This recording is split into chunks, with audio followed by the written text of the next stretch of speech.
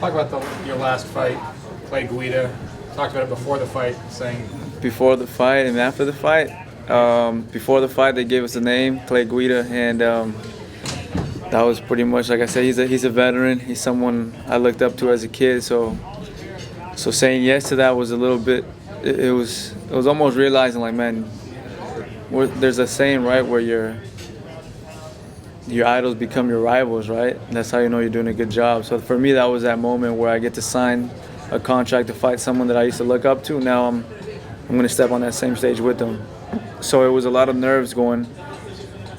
Training was fun, but that week of the fight, and I got to see him, and I'm like, oh, dude, like, that's Clay Guida right there. Like, oh, man. And then you see, he's everything you see on TV. He's crazy hair, him jumping around the back, the weigh-ins. We did a pre-weigh-in, and we already were weighed in, and this guy was still running around the back, just in his zone with the hair and doing sprints and push-ups and all kinds of things. So I got a little freaked out about that. I was like, this guy's in the zone right now, man. I'm like, I better put my A game. And then fighting him was weird. It was weird. I kept getting hit by him, and then I'm like looking at him. I'm like, dude, I want to say at least 4 times in the fight, I was just looking at him, and I said, man, like, I'm fighting Clay Guida right now. Like, we're fighting at this moment right now. And it was weird. And then finally my coach like, come on, man, you got to step it up. So we stepped it up, and we got that finish, which was good. Because he's known to have an incredible chin. And so to knock him out like that felt bad, but it was a good thing for my career. where do you go from here after fighting a legend like that? Now I just let it up to the UFC. My thing has always been the same thing. They give me a list of names, and I pick the toughest name out of that list. Now they're saying you got to be a little more conservative now that you're in the top 10. So we'll see what that goes, Like I always tell everyone, I'm young, 25 years old, my career is barely starting. It's off to a good start, and I just want to keep it that way. Got any other idols you're looking at? A lot of idols, right? No, I got guys that love their styles, you know what I'm saying? But idols, in terms of growing up watching them, everyone in the top 10 is fairly new, right? So now we're just gonna fight. I'm assuming you watched Otto versus Frankie Edgar, right? Oh, I was right there live, yeah.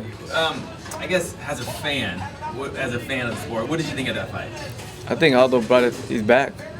Pretty much. He looked cut up. He looked ready for that fight. I thought Frankie Edgar was gonna do good, but Jose Aldo had his number that night. Every movement, every jab, he had the stiff jabs. He had, his movement was right. His wrestling defense was amazing. So I think Jose Aldo came in on point, and I would have loved to see a finish, but we all know that since he got the belt, pretty much they've been all decision fights. So, but it was a good fight. I guess as a competitor, how do you look at the fight differently? And you go like, I gotta get that good, or like, how do you, or are you that good? I mean, how do you? Man, I'm a scrappy fighter. When push comes to shove, I like to throw blows, but I say right now, I would just need to get better, keep sharpening my sword, and just really, if I was to fight him, watch his tapes and try to find out the ways how to dissect him, But as a fan, I like him. Like I said, Aldo's another guy that I seen growing up. But now, like I said, now it's different.